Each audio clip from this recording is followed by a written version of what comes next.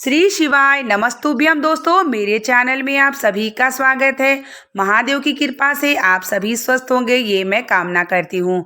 आज मैं आप सभी को वीडियो में शेयर करूँगी कि एकादशी का व्रत का नियम हम सभी को किस प्रकार से करना चाहिए और क्यों करना चाहिए। अगर हम एकादशी व्रत नहीं करते हैं तो नियम हमें क्यों करना चाहिए, और अगर हम नियम करते हैं तो उसका हमारे जीवन का क्या प्रभाव मिलता है, ये हम आपको जानकारी इस वीडियो में शेयर करेंगे। हर महीने में 2 एकादशी पड़ती है, एक कृष्ण पक्ष की और एक शुक्ल पक्ष की।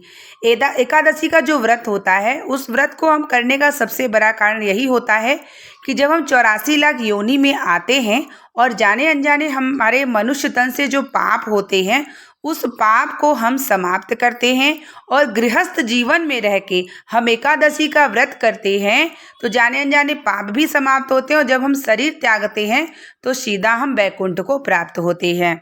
लेकिन वही बहुत सारी कारण की वश बहुत सारे लोग एकादशी का व्रत नहीं कर पाते हैं।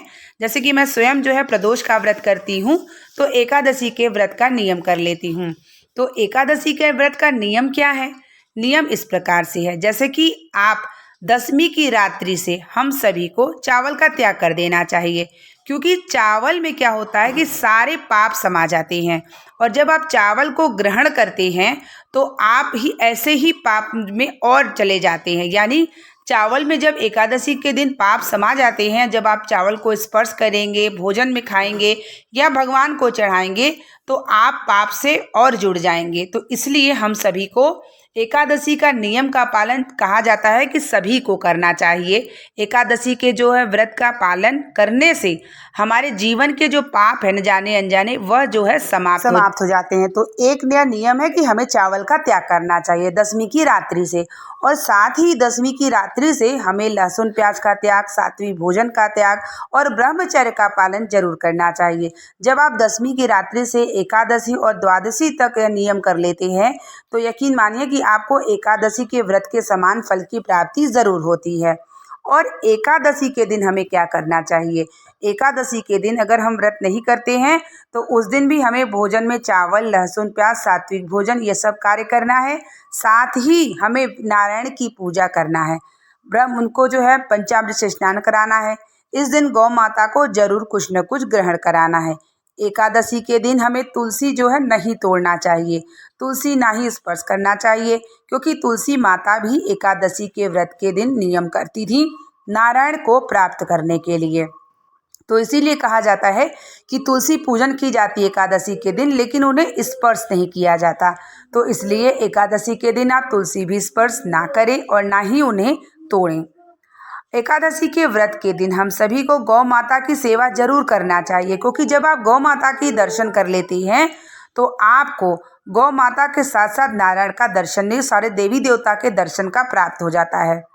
बहुत सारे लोग हैं एकादशी का व्रत नहीं कर पाते, लेकिन अगर आप नियम भी कर लेते हैं तो आपको नारायण की कृपा और व्रत के समान के फल की प्राप्ति जरूर होती है। और एकादशी एक दिन ऐसा होता है जिससे हम अपने पाप को समाप्त कर सकते हैं। मनुष्य तन है, 84 लाख योनि काटने के बाद आप मनुष्य तन को प्राप्त करते हैं और मनुष्य तन से भी बहुत सारे पाप होते रहते हैं। और इस पाप को समाप्त करने का सब एकमात्र है कि एकादशी के दिन का नियम। अगर आप व्रत नहीं कर पाते हैं तो नियम कर लीजिए, सात्विक भोजन करिए, नारायण की आराधना में लगे रहिए, चावल का त्याग करिए, ब्रह्मचर्य का पालन करिए। ये 2 दिन का भी अगर आप यह कर लेते हैं तो ये व्रत के समान ही होता है। आप व्रत करना ये नहीं होता कि आप अन्न को त्याग करते हैं। व्रत का मतलब यह भी होता है कि आप अपने इंद्रियों को कंट्रोल में कर लेते हैं, तो यह भी एक व्रत है। और एकादशी के दिन आप कोशिश करें कि पाप से बचे, यानी आपके हृदय से किसी का दुख ना पहुँचे। दूसरा, आप किसी की निंदा, चुगली, किसी को क्रोध ना करें। अगर आप अपने पाप को समाप्त करते हैं तो उस दिन पाप से भी बचें कि जाने अनजाने आपसे कोई पाप ना हो। और इसके लिए आप भगवान से प्रार्थना ज़रूर करें, बिना प्रार्थना के यह कार्य नहीं हो पाता। जब आप भगवान के सम्मुख अपनी प्रार्थना करते हैं कि हे प्रभु, आज एकादशी का दिन है, मैं नियम कर रहा हूँ या कर रही हूँ, मेरे इस नियम का पालन करने वाले आप ही हो और इस शरीर से कोई पाप ना हो, ये भी आप ही हो। हर एक कार्य को आप उन्हें अपना निमित्त बनाकर करते हैं तो निश्चित ही आपको व्रत के समान साथ ही आपको नारायण की कृपा भी प्राप्त हो जाती है। एकादशी व्रत नियम दोनों एक समान मान्यता है। अगर आपने नियम कर लिया, सात्विक भोजन कर लिया और नारायण की आराधना कर ली, तो निश्चित ही मानिए कि आपको एकादशी के व्रत के फल की प्राप्ति हो जाती है। यहाँ तक कि कहा जाता है कि कोई का अंतिम समय चल रहा हो और वह एकादशी का व्रत न किया हो और आपने एकादशी का व्रत किया है, तो अंतिम समय में आप गंगा जल हाथ ले करके और आप ये संकल्प कर लेते हैं कि 5 एकादशी मैं इसे दान कर रहा हूँ। इससे बढ़ के कोई दान नहीं होता। अगर उसने जीवन में एकादशी का व्रत नहीं किया है और आपने संकल्प लेके उसे यह दान दे देते हैं, तो इससे बढ़ के कोई दान नहीं होता और उसके भी पापों को आप समाप्त कर देते हैं एकादशी व्रत के दान के माध्यम से, और उसे भी वैकुंठ की प्राप्ति ज़रूर होती है। ये जो मैंने वर्णन सुना था, ये वर्णन मैंने शिव महापुराण की कथा में सुना था। एकादशी का जो दिन होता है वो बहुत ही खास होता है।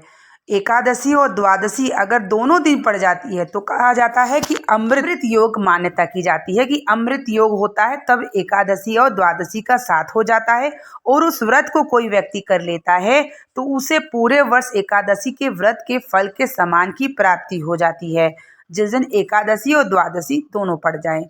एकादशी के दिन हमें नारायण को पंचामृत से स्नान, पीला वस्त्र स्वयं भी पहने, पीला वस्त्र नारायण को भी, पीला पुष्प तुलसी से श्रृंगार करे, चने गुड़ का भोग या गुड़ का भोग या लड्डू का भोग या माखन मिश्री का भोग लगा सकते हैं। इस दिन आप श्रीमन नारायण या ओम नमो भगवते वासुदेवाय के मंत्रों का जाप और विष्णु सहस्त्र नाम का पाठ कर लेते हैं तो नारायण की कृपा आपको ज़रूर प्राप्त होती है। अगर आप व्रत नहीं कर पाते हैं तो आप परेशान ना हो, आप नियम कर लीजिए, आपको व्रत के समान फल की प्राप्ति होगी और 84 लाख योनि में जाने अनजाने पाप जो हैं, इस पाप को भी आप समाप्त कर पाएंगे। तो इस तरीके से आपको समझ में आ गया होगा कि एकादशी का व्रत नियम क्यों करना चाहिए, कैसे करना चाहिए और किस प्रकार करना चाहिए। संपूर्ण जानकारी मैंने आपको इस वीडियो में दे दिया है और अगर ये वीडियो पसंद आई होगी तो प्लीज़ लाइक शेयर कमेंट ज़रूर करिएगा। चैनल पे नए जुड़े हैं तो प्लीज़ चैनल को सब्सक्राइब भी कर लीजिएगा ताकि जो भी मैं वीडियो शेयर करती हूँ आप तक पहुँचे और आपको भी ज्ञान प्राप्त हो और आप भी भगवान की कृपा में लगे रहे। मिलते हैं नेक्स्ट वीडियो के साथ, तब तक के लिए श्री शिवाय नमस्तुभ्यम, हर हर महादेव।